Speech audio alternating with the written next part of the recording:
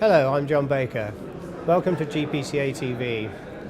I'm here in Dubai at the GPCA annual forum, and I'm talking to Danielle Ferrari, the CEO of Versalis. So you're coming here to talk about restructuring. You've been undergoing a lot yourself at Versalis. Could you explain why that is and what was the goals and the strategy?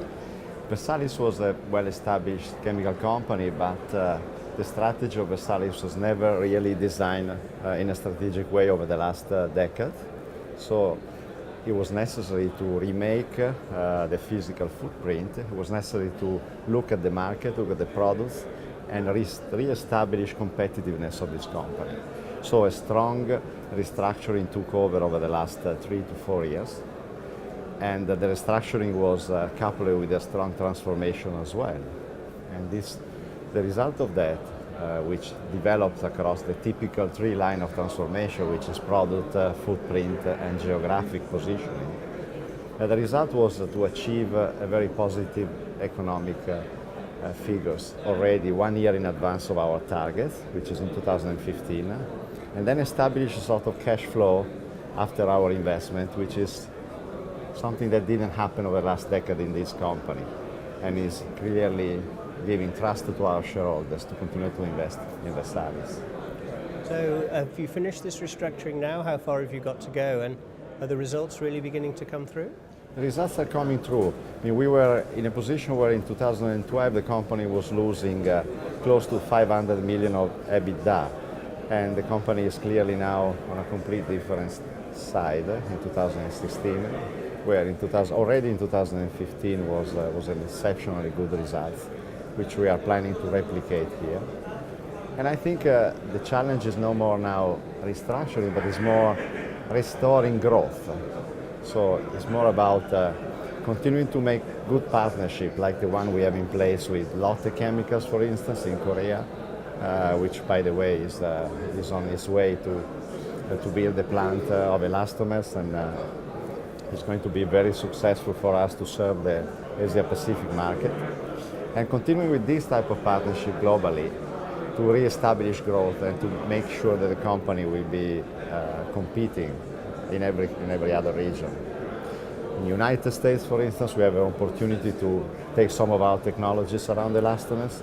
We have opportunities that are coming up in China with a complete new system based on a partnership with a combined group, Mesnac, where there is a solid blending of compounding of elastomers. So we're really thinking about moving away from the traditional commodity range of products and try to establish partnership with technology companies. As well as technology and partnerships, you've also targeted feedstocks, alternative feedstocks. Could you explain a little bit about that?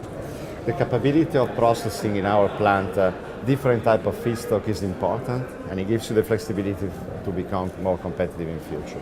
So we looked at both ways to make our cracker flexible for importing ethane, and this is particularly relevant when you talk about our Dunkirk cracking, which is the first one coastal-wise, closer to the ocean.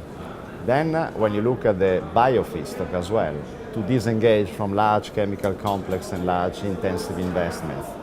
The bio feedstock is something where we really looked into in partnership, for instance, with Genomatica. We looked at the whole process coming from sugar to butadiene, and this is particularly relevant for our C4 chain.